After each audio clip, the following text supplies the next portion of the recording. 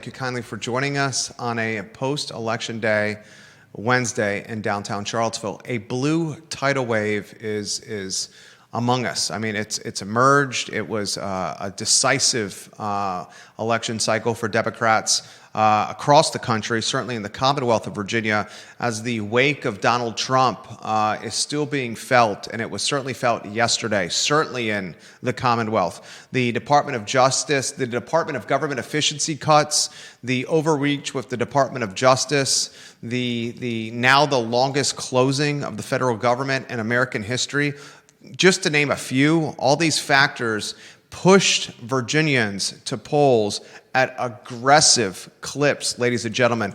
And today on a Wednesday, the day after Election Day, the Democrats in the Commonwealth of Virginia have a legislative trifecta: control of the governor's mansion, control of the House of Delegates, control of the state Senate, and that influence, that blue tidal wave, trickled down significantly to Charlottesville, to Albemarle County, and beyond. The only upset that was not predicted on this program was Jim Dillenbeck winning in the Rio district. Jim Dillenbeck, who certainly leans right, is now on the Albemarle County School Board. I was shocked and saddened, frankly, that Jay Jones beat Jason Miyares in the Attorney General race, especially with the despicable text messaging that's come up from the Jay Jones camp. We'll talk about that with our guest today. It's Conan Owen. He's the owner, Judah, of Sir Speedy of Central Virginia. If you have a logo and you need visibility for it and you want increased application for your logo, there's one firm you call, and it's Sir Speedy of Central Virginia. He's a Darden graduate,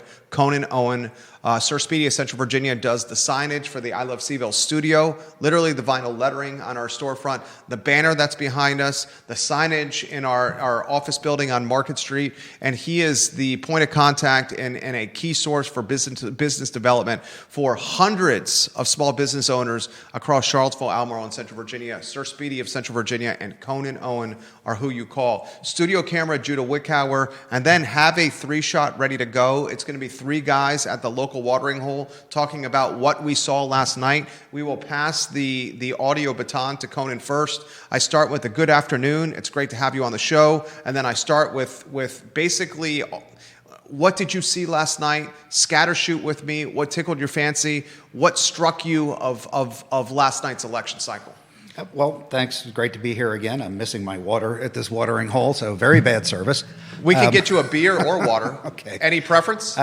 Just water for now. Okay, we'll get him a water. Yeah. As for last night, I don't think it was really a surprise, mainly because I went to vote out in Ivy, and there was only one competitive race, which was for the one contested race, I should say, which was the Board of Supervisors race out there. And when you only have 1 out of 3 local races being contested, it's kind of a foregone conclusion. And it also tells you who's going to win that contested race for the most part, Jim Dillenbeck notwithstanding. Same in Charlottesville. It's just like, okay, they had 4 people running for 3 spots on the school board, but they were all pretty much philosophically aligned, so we knew where they were going.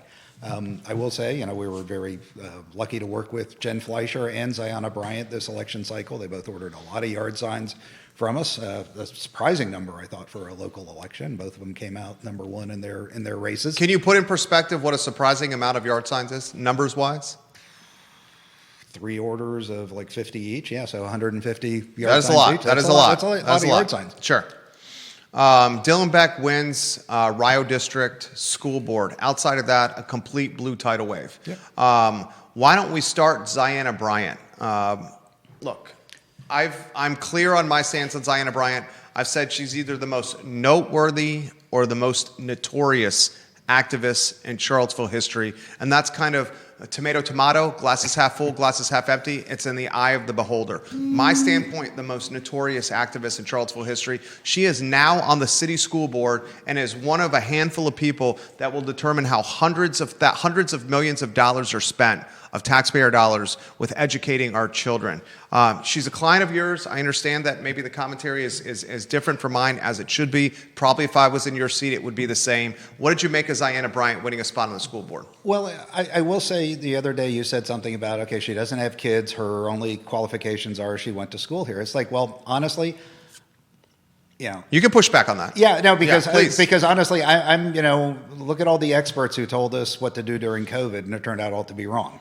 So I'm all for having a fresh perspective. I mean, I personally think I could tell a school board how to do things, spend money a lot more efficiently, stop growing the administrative class, really focus on resources and discipline and getting things, getting the buses running. I agree with all that. Yeah. So I don't think you have to be a parent. I'm not a parent, but I think I could tell them a thing or two about how to run a school district. You also are not 23, 24 years old. You also are a master's in business from the Darden School. You also have run multiple small businesses. Yeah. You also have significant life experience. But some people, they just may have some really good ideas. I mean, I'll wait and see. I don't hold her, as Ronald Reagan said, I don't hold her youth and inexperience against her. But we'll see. It'll all come out to see what she comes up with. And I want to get you in on a 3-shot. Are you on a 3-shot now? Yep. Chime in on any discussion here, Ziana Bryan included here. Mm-hmm. I want a gentleman, this topic for you, the viewers and listeners, and Deep Throat chime in, John Blair chime in, Vanessa Parkhill chime in, Lloyd Snook, Andrew Vermillion, Bill McChesney. We got supervisors and counselors watching the program right now. Why was there a blue tidal wave this election cycle? Conan, we start with you. Judah Wickower, we follow. Well, in Charlottesville, because it's Charlottesville, it's just the majority of the population around here. Yeah, a little different than 20 years ago, especially in the county, but that's obviously changed with the incredible growth that we've had here. Statewide, I think a lot of it is a reaction to, the changes that are the structural changes that are happening at the government level. It sucks to have people out of work, but I think part of that is a byproduct of the way our federal government is so ridiculously structured to have so many federal jobs in a single area. So naturally, that's where the pain is going to be felt the most. But you also look at the job cuts that the government trade. They made a lot of noise about that, but it really didn't change that much the actual number of people. I think on the flip side, it's telling. It's like how many real government services have been, are their kids not getting educated because the Department of Education has been closed for 38 days? No, they haven't.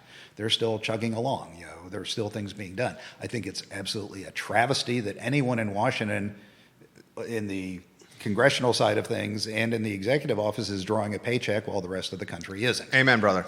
That has to change right away, but it's not going to. And part of it, comes back. You mentioned, with and we'll get to this more in depth with the Board of Visitors and Spanberger having her way, and and what's going on in Washington with this talk about getting rid of the filibuster, which I just have a real problem with both sides in terms of their just absolute hypocrisy. And it's the one thing, it's why I hate all politicians. It's like, sorry, even my clients who are politicians, I don't like you because I know at some point you're just going to be a hypocrite because that's part of the job description. This whole idea of, let's get rid of the filibuster. Well, when Schumer proposed it, it was a bad idea. Now Trump's proposing it. He thinks it should be a good idea. Schumer got rid of the majority vote on the justice approvals, and it came back to bite him when Trump got elected. Schumer voted for a clean CR back in the fall, and he won't, or in the spring, and he won't do it now because of an unrelated issue. We try to get pork out of the budget, and everyone says, "Oh, that's great," but you turn around and it comes back. So they're all just absolutely worthless in my mind, and it's not going to change because of the money and the pressure, and it's all about retaining power and your position in office. Comments coming in faster than I can keep up with right now. Caitlin Mancini Lawton, welcome to the program. Georgia Gilmer, Carol Thorpe, Jason Noble, Bill McChesney, Bob Yarborough, Jeremy Wilson in Eastern Tennessee. We're going to get to your comments. Marlene Jones, print, radio, and television watching the program. I'm going to you on Blue Tidal Wave. Your thoughts on that, Judah Wickower, in about 20 seconds. Democrats have a legislative trifecta now. House of Delegates, State Senate, governor, all under Democratic control. This will most certainly impact the University of Virginia. You see why state Democrats were so angry with interim President Paul Mahoney, who entered the agreement with the DOJ and the Trump administration weeks ago They knew what was coming last night. We all did. This is no surprise. I agree with 99.9% of what Conan said. This is collateral damage of what Donald Trump has done in a very short time in office. Whether good, whether bad, it's impacted Virginia, ladies and gentlemen, and it's impacted Virginia enough to drive Democrats at aggressive clips to vote. Much greater clip than we saw in the Youngkin-McAuliffe race when there was not a presidential election at that time. So that's the comp. The comp is McAuliffe and Youngkin, because there was no presidential election on the ballot at the time, and Democrats came out in significant more masses this time versus the Youngkin and McAuliffe election cycle. Judah Wickhauer, jump in. Conan, Owen, we'll get to you, and then we'll get to viewers and listeners' comments. Judah Wickhauer, go.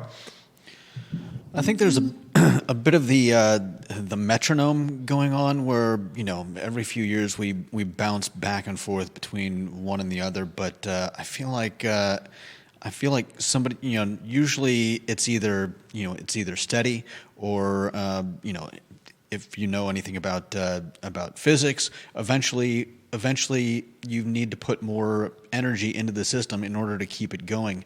It feels like, whether it's Trump being arrogant, whether it's Trump's policies, whether it's things like the DOJ trying to force UVA and other universities into deals, I feel like they're putting energy into that system, and we're seeing the result in a deeper swing. New York City going for Mamdani, like you said, the blue tidal wave. There is, this big reaction to Trump's America, and we're getting the return on that energy. William McChesney says, "Amen." Conan, Owen. Georgia Gilmer agrees with you. Money, influx of left-leaning folks. Carol Thorpe says Virginia should be absolutely embarrassed for electing Jay Jones, blue wave or not.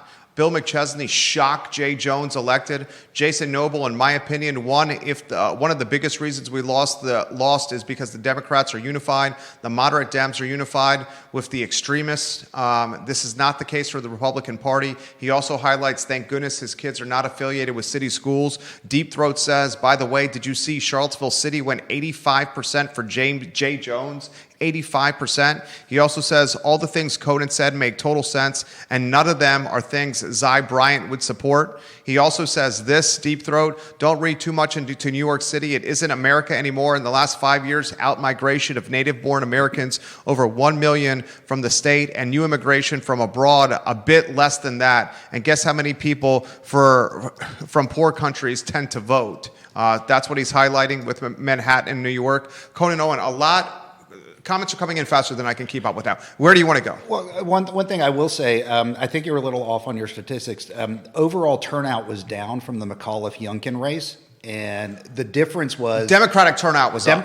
Was it? Yeah, Democratic turnout was up. Overall turnout was down. Democratic turnout was up. Yeah, because the Republicans lost 500,000 voters, and I think part of it gets back to what's wrong with the Republicans. There was no good, clear message. No messaging. Honestly, it was like... For weeks, I'd see these ads for Spanberger and the rest of them, and it was just like, is there another side running here? And then the messages they came out with weren't very good. But getting back to what I said earlier about hypocrisy, it's everyone complains, bad rhetoric and inciting this and inciting that. It's just like, but then you turn around and nominate an attorney general who's said what he said. So it's just like, I'm sorry, you've given up the moral high ground on that, and that's the problem. Is each side has launched their nukes, and they've all done their worst, and now it's a bunch of zombies running around and running the country because none of them have any principles. And that's something I've said for years and years, is that if what you believe doesn't change in terms of what it's a framework of analyzing the world, then that's a principle. If it changes based on what you need today, then that's politics. Like Schumer saying, "Oh, we need a clean CR," and then he turns and goes, "No, we need to link it to healthcare." It's just like, no, I'm sorry, that's not a principle. That's your You're trying to make a political point. And same thing, if you say, "Oh, well, violence and all, and this and that and the other thing," it's like, but then you elect somebody who talks like that. You're talking Jay Jones. Yeah. So, and that's why it's just like, they're all just trying to get what's good for them. I think this is like everything else I mentioned earlier with the extreme positions of, the filibuster and all that. I think you've got a similar problem coming down the pike with the Board of Visitors. If, the Senate had been blocking appointees just like Mitch McConnell blocked Merrick Garland from getting on the Supreme Court. And now it's going to spin around and Abigail's going to get that. You don't know what's going to happen in 2 years. It could turn the other way. And then the Republicans are going to say, well, you know what, Abigail, you guys did this to us, so we're going to do it to you. And it just ends up being this childish game of people trying to poke each other in the eye with a longer stick.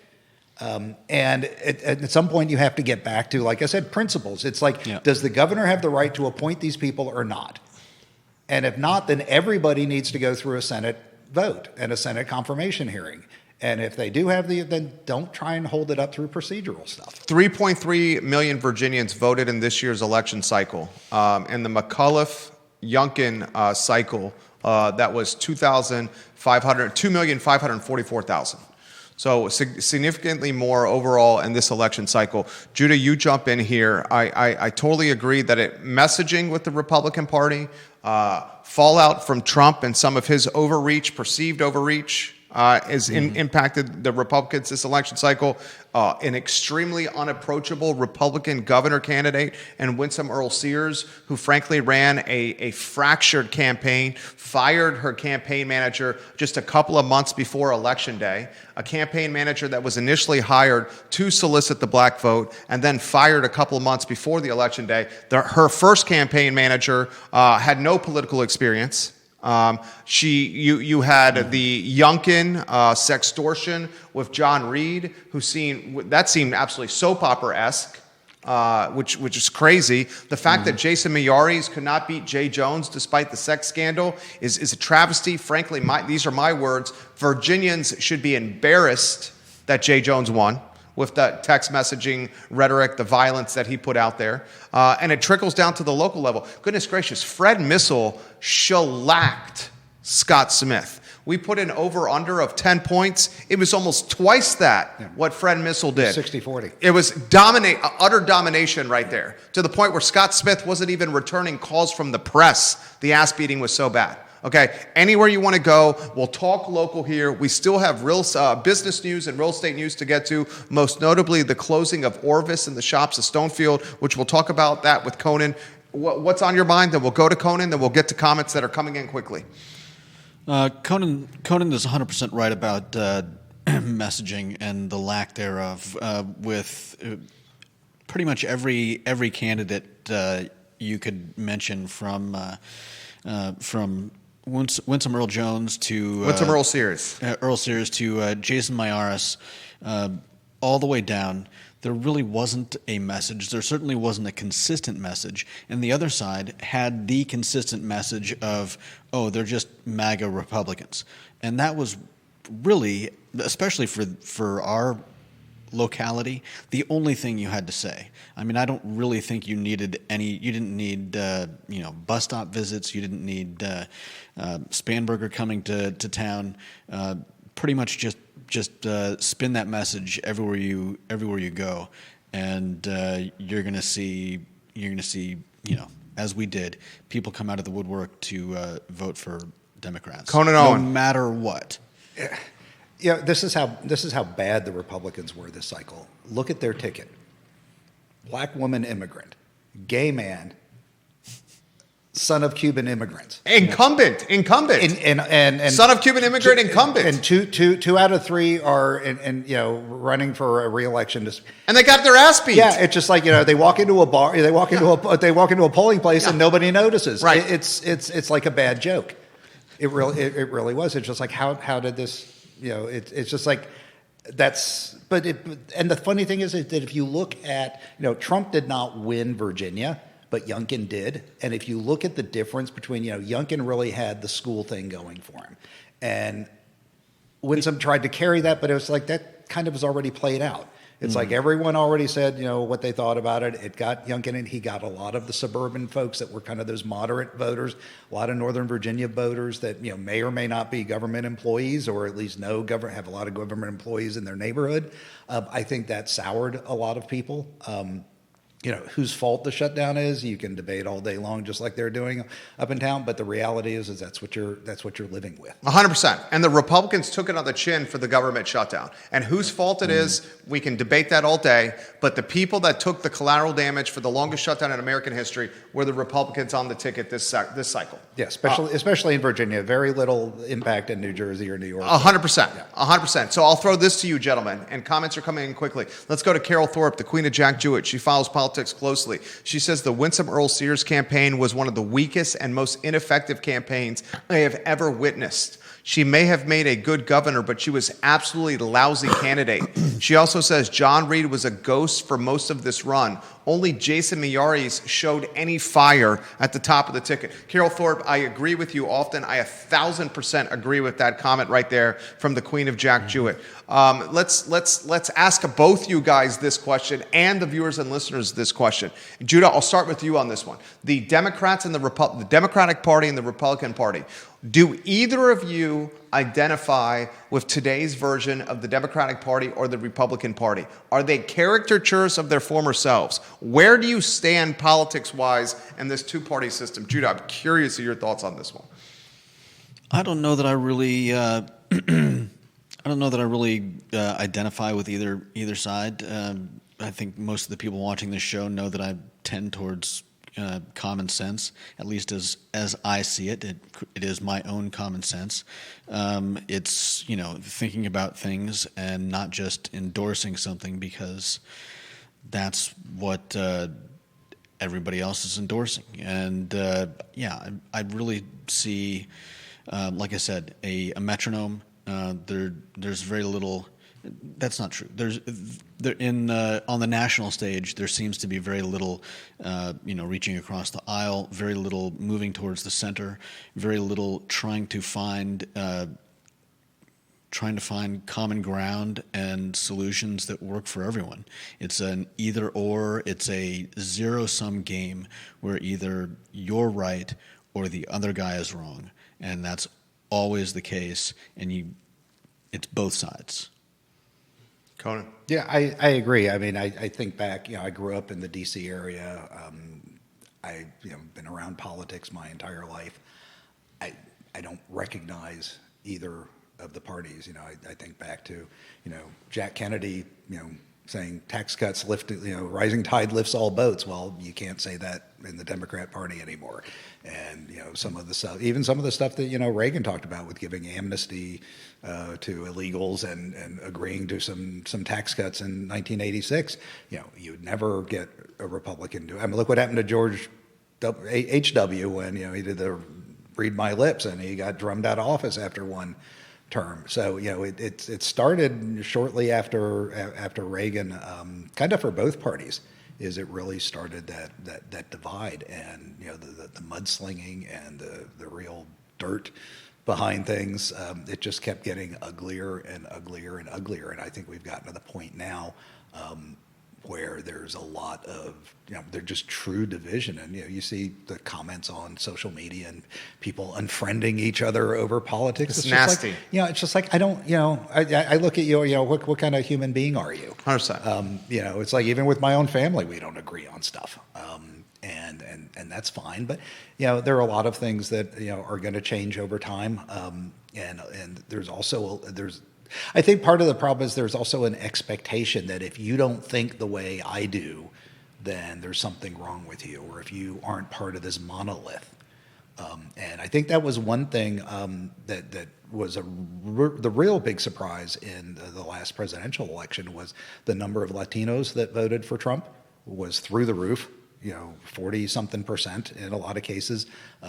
His increase in the black vote was tremendous, one of the highest ever I think it was the highest ever for a Republican. But then he lost the educated white women, and you see that very much as part of the strong protest movement. who are the people out protesting on college campuses and all that, and it's college-educated white women. So there's become this real divide in the country that is really difficult to navigate. And you see it, on some of these comments in social media that we've talked about how, people come out and say, oh, well, that business, supported this person, and all of that. It's just like, business is business. I don't, did I ask Ziona Bryant what her positions were? No. She needed signs made. I'll make signs and I'll make them same day for you. She pays you for a service. She pays me for a service. Yeah. That's all I care about. Yeah. And the Republicans, if they weren't so damn cheap, they would have bought stuff from me. You should talk about this. What are you seeing with that? Seriously. No, well, I got contacted by one of the guy who was the head of the county chairman for all the counties in Virginia, and they wanted 1,500 4x8 yard signs to put up all over the state. And I gave them the rock bottom price I could give them. And they said, oh, well, one of the other chairmen found some company in Ohio that'll do it for $1 a sign less. That's insanity. And I was just like, so let me get this straight. So for 4% less, because I was going to charge them $25 for, it was a big order. It was 2,000 signs or something. They're like, for $1 less, you're going to send this out of state. It's like, where's this? You don't support small business. Yeah. No, you're the cheapest. You're going for the cheapest guy on the block. That's a big problem in general in politics because they're trying to stretch their donation dollars as far as they go. And I learned last cycle to make sure to get paid up front because if your candidate loses, his money dries up and you don't want him holding any bills. You got stiff? A couple. Yeah? Yeah. Anyone you want to name? Nah, it's all right. Okay. They got trounced badly enough in the election that's enough for them. Okay. All right. Comments are coming in quickly. But yeah, that to me is, it becomes a really difficult thing to say, you know what? It's like, I'm here to, if people, for me, first of all, and everyone that came in, that whether they want, just a flyer for their campaign, the first thing I say to them is thank you for putting yourself out there. Yeah, of I don't course. care what you believe. I Same. mean, that is a brutal thing that you're exposing yourself to. Yeah. No doubt. Yeah. Well, I'm gonna add a little bit of color here. Think about the Albemarle County Republican Party. The only contested election in the Board of Supervisors was Scott Smith and Fred Missel. The Republicans of Albemarle County in the Samuel Miller District could not run a candidate for the Jack Jewett race. Sally Duncan ran unopposed in the general election, right? She beat Dave Shreve in the Democratic primary. The Albemarle County Republicans could not run a candidate in the Rio District for the third straight term. Ned Galloway has run unopposed. And the only candidate the Albemarle County Republicans could run in the Samuel Miller District was Scott Smith, who's lived in Albemarle County for like 4 years and had zero name recognition. And he ran against Fred Missel, who's been here basically his whole life and has got a generation of roots and connections in Albemarle County. That shows you how bad, it's a microcosm, how bad the Albemarle County Republican Party is right now. No candidate for Rio District, no candidate for Jack Jewett, and the only candidate they ran for Board of Supervisors was someone who's lived in this area for 48 months and got beat by almost 20 points. I mean, right? I have the impression that the Republican Party in this area is just, a couple people in a dark room somewhere. 100%. And they come out once a year. I'm surprised that they even heard about Smith. And I would bet you Smith found them. I bet you that's how that worked. I was going to say, somehow he stumbled into that dark room and they bumped into each other. Yeah. And if that hadn't happened, he would have still just ran and said he was Republican, and really, I don't think there would have been any difference. And there would have been no difference, 100%. Comments are coming in quickly for both you guys. John Blair's watching the program. A couple of thoughts. No Republican, John Blair says, has won a statewide election in Virginia without carrying Virginia Beach since 1977. 1973 is the last time they won a statewide election without carrying Virginia Beach. Second, I was driving around running errands a few weeks ago. I turned on WINA and somehow caught Rob Schilling saying the following. He had tried to get Winsome Earl Sears to come on his program for weeks and could not get a call back. Now, all three of you know what that means. How in the world can you run as a Republican and refuse an offer to come on a radio show with a friendly Republican host? Right. Just shocking. He also says, Jason Miyares, by the way, did not carry his home city of Virginia Beach, by the way. John Blair closes with this. As to consequences, you'd have to be an absolute idiot to allocate a single dollar of capital towards multifamily real estate in Virginia over the next 4 years. You'll see rent control for sure, which will only lead to extraordinary constriction restriction of supply. John Blair, he's a man in the know. Fantastic comments from him. How about this stat for both you guys? And then Conan, you jump in, go anywhere you want. How about this one from Deep Throat, who's very much a data guy? He says, you know what is another great stat from the exit polls? Winsome Earl Sears, a black woman, got 4% of the vote from black women.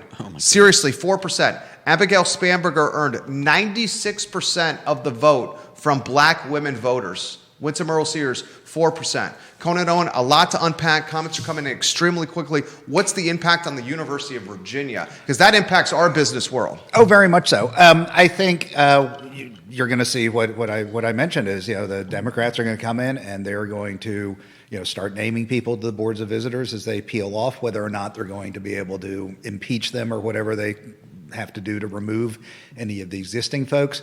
I don't know that that's something that I don't know that that's a road you want to go down, because it really opens a Pandora's box about what could happen somewhere. And that's the other problem with politicians. They don't think beyond the next election, and they don't think about the good of the country or their own policies or what it all means. So I would caution them against going, trying to remove people from the Board of Visitors. But I think, they are going to very clearly move their agenda. I don't think they can do anything about the agreement that Mahoney signed.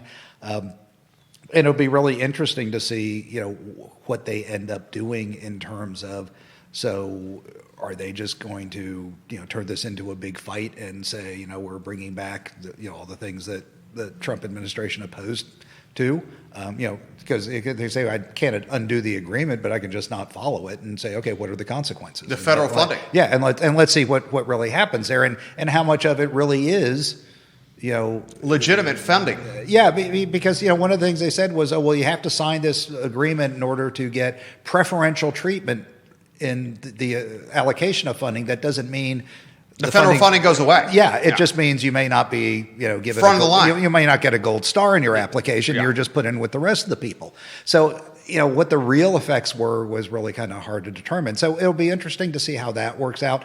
Does the university dip into its considerable endowment to fund any of this stuff? Because that's the thing that's always floored me, is that they've got so much money that they could easily $15 billion. Okay, $15 billion. If you do a conservative, return on, it's like the number of full scholarships they could fund for people. You could give a scholarship for the top graduate of every high school in every county in the state, and you could fund that out of your, the change that collects in the couch cushions at JPJ.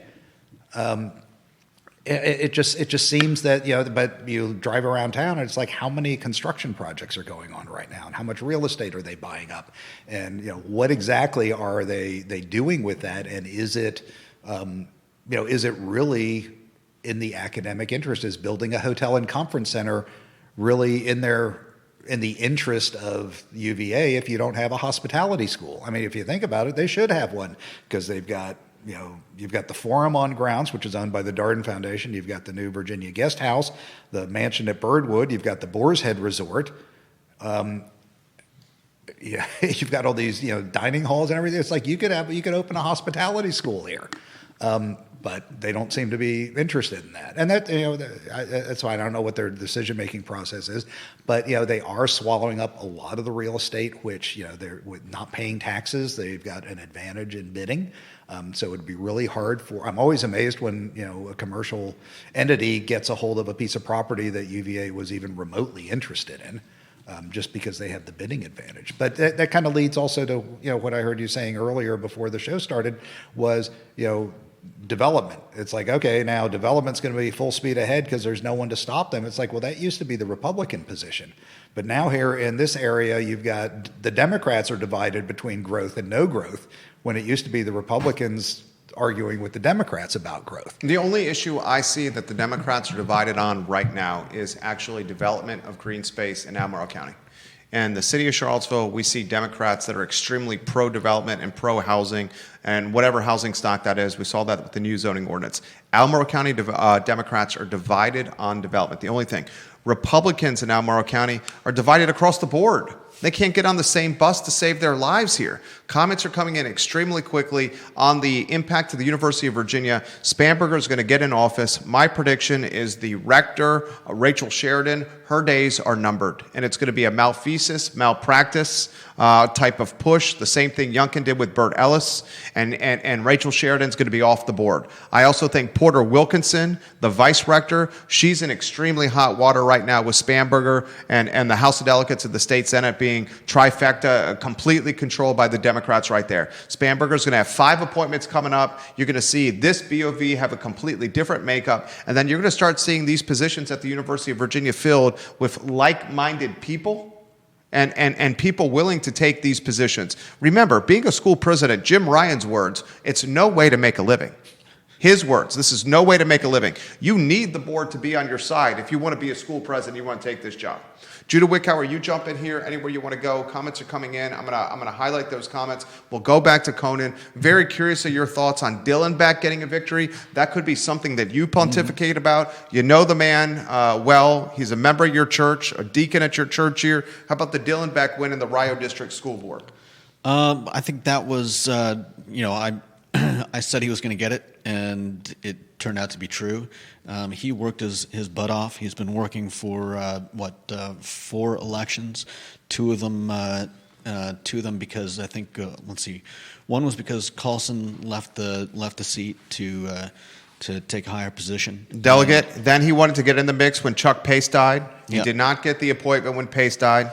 But throughout his campaigning, he's stuck with it. He's talked to people door to door, and where I think a lot of politics is picking one side over the other. I think Jim Dillenbeck just convinced people face to face that he had not only what it takes, but also great ideas. And I think he's going to be a spectacular voice on the school board, and I'm excited to hear how things go. Is there some kind of dichotomy we can highlight here, fellas, with Ziana Bryant getting on the school board in the city of Charlottesville and Jim Dillenbeck getting on the school board in Albemarle County? Dillenbeck and Ziana Bryant are polar opposites.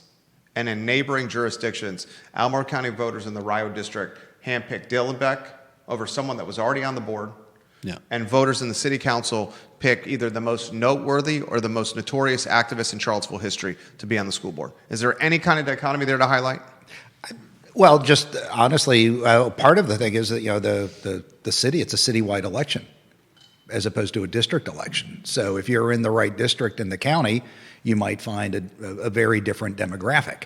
And also when you look at the numbers of people when you're running essentially unopposed, it's like it's all Democrats coming out. You pick 3 out of the 4 on the ballot. So I think it's more kind of based on the structure of who gets in, because at the same time they also elected the other 2. Yeah, two incumbents. Yeah, Emily Dooley. And Larson. Larson. So, it's like, is there a dichotomy there? No, it's just Charlottesville versus city. Everything's citywide, not ward based, and the county being on a district basis. Lisa Larson Torres. Deshaun Cooper has lost another election. Might be time for Mr. Cooper to hang up his spurs. And time will tell. He is an extremely influential member of the Charlottesville Democratic Party. I believe the vice chair of the Democratic Party, Mr. Cooper. Let me throw this question to you. You are in the business of doing business with other businesses. You are B2B. Yeah. Do you feel more bullish or bearish today with running a business that's B2B in Charlottesville and Albemarle County primarily? No change. No change. Wow. Okay. No change. Wow. Explain why. I thought it might be more bearish today, but am I wrong? I read that wrong. Well, I mean, part of the thing is, you've got the major news coming to town. The big employers, they don't change very AstraZeneca, much. okay. And part of it is, whatever Youngkin magic had, The one thing I would be, actually, I will say this is one thing I'd be concerned about, more about the statewide level, more so than the Charlottesville-wide level, is the other day Spanberger came out and said she will not work with Trump on job creation. She said, that's like helping the arsonist rebuild the house after he burned it down.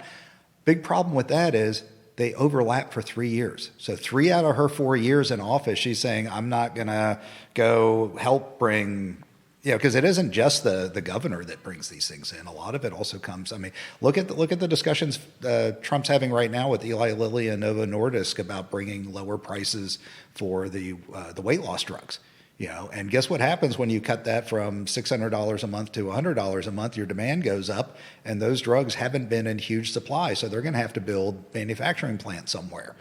And if Trump's the one who helped them get their volume up, he's probably, his administration's going to have an influence on where those plants might go. And if Spanberger's like, no, I'm not going to talk to him, well, guess what? They're going to Tennessee, or they're going to Texas or Florida or some other place that will welcome them. So that, I think, from a statewide, would it have an impact on this area? Possibly, but I think that's my biggest concern.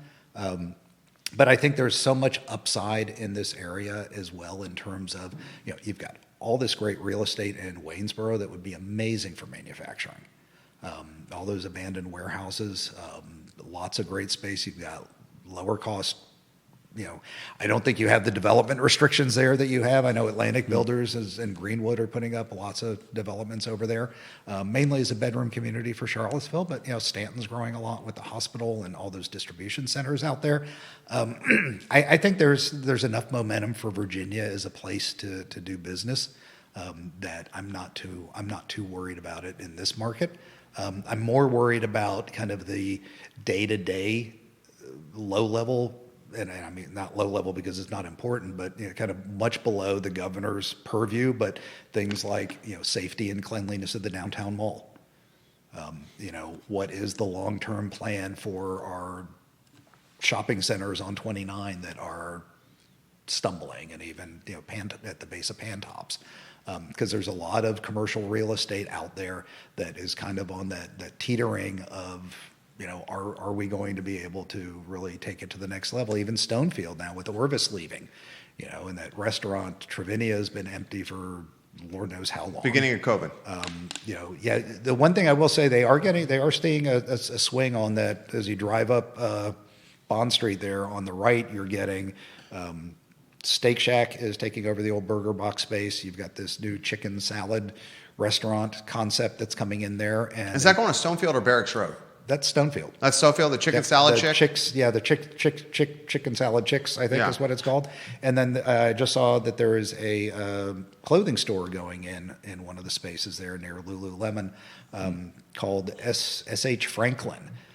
Their website didn't say a whole lot, but I saw a related post somewhere that there used to be a men's shop in Lynchburg years ago called S.H. Franklin. So I don't know if they borrowed the name or this is a reincarnation or what. So you're getting 3 new tenants there relatively quickly, which I think will help. But now you've got Orvis coming empty, and you have and Creighton Mara went out last month. So there's a lot of turnover there. There's significant turnover there. Whereas Barracks seems to be doing much better. There's a new tenant already signed for the Peter Chang space. You've got Roback going in at the North Wing. There's going to be an announcement relatively soon about the Bed Bath & Beyond space. And they're also doing a very large renovation plan for next year for the whole shopping center, going to connect the island. So the island's no longer going to be an island. They're going to be public dining spaces and outdoor spaces. That's genius. Yeah. That's a smart move. So that's going on. That's a good thing. There's a couple of other interesting happenings kind of north in the county. There's this the Forge. It's a game shop. So if you like Pokemon and Magic the Gathering and things of that nature, they're moving up to Hollymead on the left-hand side next to Tony's Diner. The very nice young couple that is moving this business, they've outgrown their space on Angus Road. It's a world I don't know anything about. I gave up my Dungeons and Dragons geekiness in my 20s. I'm now entering the Pokemon world as a father of 2 young boys. Well, you'll probably spend lots of time up there. They previously were by Knight Brothers. Yes. And they're moving to a bigger space, more Class A at Hollymead. Yeah, ground floor retail. Hollymead's seeing some movement over there. They are. Another one of your clients, Hollymead, is at Hollymead. You broke that news on this program. The Fox Den. The Fox Den. The Fox Den is getting outfitted right now. They're hoping to open by Thanksgiving. But the Forge is going to be an sports interesting bar. place. Yeah. They have been chosen to host a regional competition for a Star Wars role play game. Fantastic. Which I don't know anything about. All I know is they're saying they have to rent a ballroom like the Omni or something to house all the pointy heads that are going to come play this game. So, I mean, that's kind of a big deal if you're getting hundreds of kids from the region coming, and you have to rent a ballroom to entertain them for the day. So that's going to be an interesting business model there. But yeah, the Fox Den is going to be opening very soon, and their owner, who owns the CVille Blues football club, they're getting ready for another season. They're probably going to be back at Charlottesville High School, but they may be moving to a bigger venue. Waiting to hear on that. Comments coming in. Carol Thorpe's got a good one here. When Abigail Spanberger is sworn into office as Virginia's first female governor, it will mark the first time in more than a decade that Democrats will lead D.C., Maryland, and Virginia at the same time. The last time Democrats led all three was in January 2015. Back then, Terry McAuliffe was governor. Martin O'Malley was finishing his second term as governor of Maryland. And Muriel Bowser was just starting her first term as mayor of D.C. Carol, I appreciate your comments on the show today. This is from William, the mayor of McIntyre. Will the recessionary decline continue in downtown Charlottesville, or will the homeless shelter move the metronome back the other way? One of the things that I'm hoping will move the metronome when it comes to the houseless back the other way is the homeless shelter, $6.2 million, plus millions more to upfit it. All in, the city's going to be on the hook for more than $10 million of taxpayer resources. And then they have to fund the day-to-day operations of this 27,000 square foot homeless campus that you can see from the bypass. Any more thoughts you want to offer on what you're seeing with that homeless campus? My big question is, what's the mechanism for getting the people off the downtown mall and off of Market Street, so they're no longer congregating around the Haven, and does the Haven go away? Because as long as it's Haven, there, I've been told, will go away for $5 million. That's what I've been told. And I continue to mention that on the show. It has got me in hot water with some, but that's just the facts. If folks want the Haven to go away, the folks running the Haven say it's going to take them $5 million.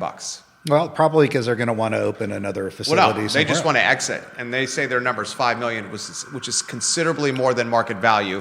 They're like, we're going to continue doing this unless you give us $5 million. So what does a nonprofit do with $5 million? I think the man that owns the real estate gets a nice little payday. Got it. Okay. That's what you got an option. Okay.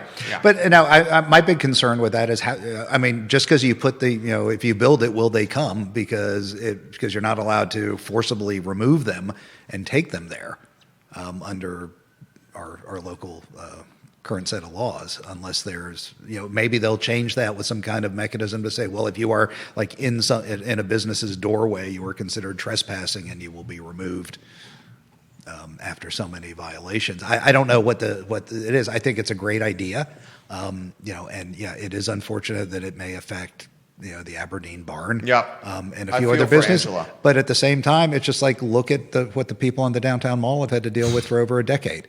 It's just like, I'm sorry, somebody has to bear the brunt of this.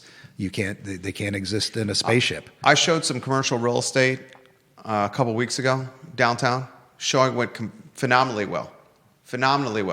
There's going to be 3 offices leased. As we're walking out of this tour, second tour, most positive commentary after the tour ever. Literally, 2 homeless guys are fighting, throwing punches at each other, much to the horror of the folks on the tour who chose not to rent the space. Yeah. Literally, this happened to me within the last 30 days. And you know what I'm talking about. Oh, yeah. I know exactly what you're talking about. In the last 30 days, that happened to me. Yeah. And it was 3 offices. We're talking many thousands of dollars a month in rent roll. And if that happens in the middle of the day. Middle of the day, this happens. And you can imagine what happens at night. Literally daytime. And, what does that do for your meals tax? And we've talked in the past about, the decline in the meals tax and the decline in the foot traffic. And part of the thing is now you've gotten, areas like, Belmont is really sprung up now. The Jervy, I got to eat there a couple of weeks ago. It was amazing. The Really steakhouse good. in Belmont. The new, yeah. Tell us about that experience. That ain't cheap. Oh, no, it sure wasn't. But then again, nothing in Charlottesville is. The fine dining scene in a restaurant, Let me ask you this question. What was the total bill? 2 people, You and your wife? yeah. Did you guys drink? Yeah, we usually will split a bottle of wine when we go out. No dessert, with tip. Pretty much anywhere we go now is about $250. So this is $250. Yep. Okay. Did the experience and the food justify a $250 bill? The Jervy was pretty close. So you say you give that a yes? Yeah. Okay. Yeah. Now you had another dining experience. Yeah, I did have another dining experience. I'd rather not Okay. say where. Okay. But another new restaurant in town, same price point. The wine was very good, but otherwise it was mediocre at best. Not justify the $250. No, the service wasn't great. The food wasn't great. Place was packed. I'll give them that. Maybe it's curiosity, but Novelty? Yeah, maybe. Is it sustainable? They got to turn it around. Interesting location for that one. Yeah, That we're not going to name. they got to turn it around. But part of the thing is, we go to Black Cow, we go to Tavola on a regular basis. Those are the best of the best. Those are the best of the best. We go to Petit Pois on kind of a casual. Petit Pois is the great. Not Just anymore. love it. Not anymore because of the weather change. We love sitting outside, despite the homeless entertainment. But what Brian Hellenberg has done at Petit Pois is build that wall of gardening. Yeah. That garden wall around the outdoor patio. It keeps growing and it helps a lot. It's it really genius. It gives a great ambiance. But yeah, if you go to one of the top places and get a bottle of wine, for, it's $125 a head. But by the time it's all in, That's bananas. Well, you've also got that 10% meals tax. Yeah, in there, which is- 12%. 12%. It is bananas, and it's getting to the point, And then if you And this guy and his wife have money here. well, Well, you put a lot of money into your business. How's that? That's true. Yeah. I'm starting to get it back out. It's been a slow process, but no, there's and then if you have to pay to park in one of these parking lots for anywhere from $5 to $20 for dinner, it really does. It really does add up. I want to highlight the Vermillions, John and Andrew Vermillion, Charlottesville Sanitary Supply, 61 consecutive years in business. John and Andrew Vermillion, their business, Charlottesville Sanitary Supply, run by the same family for 3 generations, located on East High Street and online at charlottesvillesanitarysupply.com. They have free in-market delivery, ladies and gentlemen. They literally will offer better service, better product, and free delivery that's faster on your doorstep than any of the big box stores can do. Charlottesville Sanitary Supply for anything sanitary related. Carly Wagner has comments. She's fantastic. Wasn't the quote something like $58 million to run 12 bus routes on 1 day a week? I can only imagine the annual cost for operating the new shelter. My friend from out of town had a work retreat in Charlottesville, and as a reward for hitting their sales goals, their feedback, the downtown mall is absolutely gross. Saw a man pooping in the bushes. That's what Carly says her friend said. My parents visited the downtown Charlottesville. They also said the same thing. My wife had a friend that was in a wedding, and they stayed at the Omni, and this friend was a maid of honor in my wife and I's wedding. So she saw downtown Charlottesville. They live in Massachusetts. She saw downtown Charlottesville pre-COVID, and then because she saw it pre-COVID, literally booked a room on the Omni because of what she remembered the downtown mall was, and then came a month and a half ago, the downtown mall, to try to have the same enjoyment. She said, "What the hell is happening here?" Her exact words. Yeah. When I moved here 20 years ago, we loved coming to the downtown mall. Everyone did.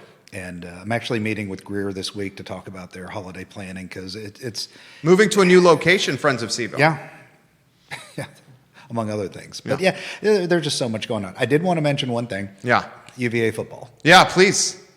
I thought it was going to be another year of disappointment, and after the NC State game, I was convinced it's like, what's the point? But like Ted Lasso said, believe. So I made up believe UVA football laptop stickers. You can get them at Moe's, you can get them at Popito's, you can get them at Mincer's, and a few other places we'll be announcing. They're for free. Just go in and ask for one when you make your order, because they've got a cake schedule the rest of the season. Why no Sir Speedy branding on this? You don't want to do it? What it's about. It's not what it's about. Okay. It's about the UVA football. I respect this. I like this. It's about UVA football. Just like when we did we did the posters with the rotunda and it said UVA strong. We gave those out for free. Didn't put our branding on them. We just wanted to get it out in the community. I respect that. I respect that. And then the one thing I will say, where I will give a shameless plug, is we're getting to holiday season. So if you need any swag for your employees, if you need wearables, you need things embroidered, you need coffee mugs, technology gifts like wireless charging pads, briefcases, anything you can put your logo on. We just did an order of 1,000 insulated spigot covers for a property management company to give to all their tenants so that their pipes don't freeze. But yeah, Which one was that? Real Property Yeah, Presidential. Doug Brooks. Yeah, Real Property Presidential. Oh, that's Cheryl Reynolds. Cheryl, yeah. She's one of our tenants. Yeah, she is. Second Yeah, she floor is. here. She's Yep. awesome. Yeah, she stopped by yesterday to pick those up. Cheryl Reynolds. But literally anything you can put a logo on, we can provide for you. If you want a step and repeat for your holiday party, Just like the banner behind me in Conan. we can do one of those for your selfie spots. Did you do Ziona Bryant's? Step and repeat? Yes. Yep. Fantastic. Yeah, we Conan, did. you We do a did good all- job Yeah, we over did. there. We did our stickers as well. We did our sample ballots. Over, she brought them in Monday at 5. Comments coming in. This from the king of Redfields, Bob Yarborough. I trust this man, respect this man. He says the J. Jones victory should not be a real surprise. The quality and decency of our public political discourse has been devolving for quite some time without any real consequences for the offenders. Look at Trump. He talks of grabbing women by the you know what, and openly muses about trading rifles on Liz Cheney. He's elected and even reelected. Jones regrettably texts loose impact when lost in a sea of rhetoric that regularly devalues the lives of not only opponents, but whole segments of our population. Absent that shock, voters could more easily sideline those texts and focus on the issue that impact their everyday lives. That appears to be what voters across the nation did last night. The electorate rejected the policies and actions of the current administration, and the candidates aligned with the GOP paid the price. For all the challenges Jones presented as a candidate, his campaign made an excellent decision by focusing on Jason Miyare's closeness with Trump. Quite simply, the majority of people are no longer entranced by the POTUS and his sycophants. The messaging for the Democrats was this. This is how the Democrats won. We are the opposite of Trump, so vote for us. Right? That's how they won. And Bob Yarborough wants to highlight, I will say I absolutely love downtown Charlottesville. I love downtown Charlottesville too. Bob, I think we can be in agreement here that downtown Charlottesville needs some... It needs some fixing. Fixing. All right. It needs some fixing, and that comes from leadership. Tom Powell watching the program, the founder of Toy Lift. You need the young people from the Forge on your show. The gaming community is large and growing in our area. A great opportunity for families to get together and have fun. Multiple people are highlighting that 85% of the city of Charlottesville elected Jay Jones, and they're calling that absolutely shameful. I do want to highlight Oak Valley Custom Hardscapes. We got to get you with them. Oak Valley Custom Hardscapes, anything hardscape related at your house, at your place of business. Oak Valley Custom Hardscapes is who you call. The hardscapes they're doing not only drive return on investment, but ladies and gentlemen, they drive return on experience and return on life. I know firsthand. Oak Valley Custom Hardscapes, fantastic office in the downtown mall in the Wells Fargo building. Conan and Judah, we are 65 minutes in. I would love closing thoughts from your guys. Anywhere you want to go. What do you make of the Orvis closing? Deep Throat says this: Orvis is closing half its stores. It's a dying brand. Tariffs were a kick to the guy on the ground. And he says it shouldn't really be taking as evidence of anything at Stonefield, but he agrees that Stonefield does seem to have extremely high turnover. Yeah, I mean, it could just be very bad luck. But, I'm pretty well, Orvis stores are corporately owned, so they're taking that decision at a different level. This is good for Albemarle Angler. Yeah, it's very good for Angler, who's one of our clients. Yeah. This is the Barracks Road Shopping Barracks Center. Road Shopping Center. And they're local. And they're very local. And that's the nice thing is, I'm sure they were not happy when Orvis opened, but they're surviving and Orvis isn't. So that's it reminds me of the Happy guy. Cook with William Sonoma. Mm-hmm. And is it the Albemarle Angler? Is that what it is? Yeah, Albemarle Angler. And the Albemarle Angler and Orvis. Yeah. The big box brand loses to the little guy.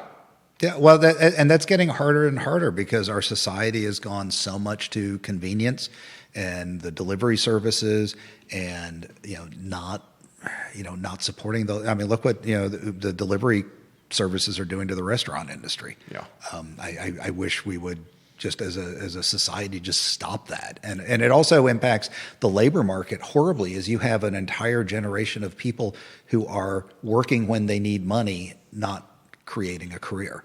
So you have all of these delivery folks and gig economy people, and they've got 3 different emblems on their car for who they work for, and they do what they want, and then it's like, oh, working is something I do when I have nothing better to do or I need money. But there's no savings, there's no growth, there's no career opportunities, and it makes it really hard for some of these service businesses and even me to find an entry level person that I can train. It's like people don't want to show up and work a 9-to-5 job where it's hard and there's some manual labor and there's math involved. You'd be amazed how many people don't know how to use a ruler. It's like, well, it's kind of hard to cut a 5x7 postcard if you can't use a ruler to figure out which side is the 5 and which side is the 7. But I think it's doing a lot of damage to our long-term economic viability. If you think about bringing in manufacturing, it's like who's going to go do this stuff? Because you have to go. BRCC has a great program in advanced manufacturing, but you have to spend time in school and learn how to program CNC routers and things like that. And a lot of these folks are just like, I'd rather sit home and play video games than go pick up a shift on DoorDash. Yeah, it's unbelievable. I just got a notification on my phone sent by someone that I trust that is very connected. The Charlottesville Police Department is currently responding to an armed barricade. The Charlottesville Police Department is currently responding to an armed barricaded individual at the Econo Lodge on Holiday Drive. Expect a significant police presence in the area. Avoid the vicinity until further notice. This is the same area where the homeless shelter. Homeless shelter is going to be. This is literally next to the homeless shelter here. Right next to the Aberdeen barn. Next to the Aberdeen barn, 100%. This comes in. I'll remind you, but don't say my name, please. Fred Missile came by my house and basically told me he leans center aisle, but is running Democrat. And I said, because you will win that way. And he kind of just smiled, but didn't confirm, but didn't disagree. He said there won't be an R or a D by my name on election day, but I had to pick something, which of course D works better for the area. But with that said, I wish him the best and pray for success. That's for a mom. That's from a mom who has 4 kids that are in or will be in Albemarle County Public Schools, but I will not utilize her name. Judah, any closing thoughts that you want to offer the talk show? We should get more candidates with that kind of wisdom. He knew how to play the game and win the election. So, Fred Missile's no dummy. Good job. That's for sure. Fred Missile's no dummy. He's a smart man. And I don't want to knock Scott Smith. No. But Scott Smith, 4 years in the area, embracing the R as if it was an S on his chest and he had a red cape on, was crazy thinking. Yeah. Was absolutely crazy thinking. And it's no knock because he at least tried, but that was never going to win. No. This comment's on the feed, and I'll highlight it by a comment from the Queen of Jack Jewett. Fantastic show today, Jerry and Judah. Thanks to Conan for his contributions as well. Today's show was excellent. That is all over the feed today. I will highlight this as well. Conan is someone I trust with our dollars, our firm's money, my family's money. He's done very well by our building, our tenants, and our firm. And I sincerely mean that. Sir Speedy of Central Virginia has done well by us. Judah Wickhauer is off the camera, on camera today, but oftentimes behind the camera. 16 years at this shop. He is fantastic people as well. And this is the I Love CVille Show. It's 70 minutes straight of content today. Conan made the program better. Judah made the program better. It was nice to sit shotgun alongside you guys. I thought you guys were fantastic today. Well, that's the I Love CVille Show, guys. Thank you for joining us in so long. Conan, you were awesome. Well, thanks. Sincerely. You were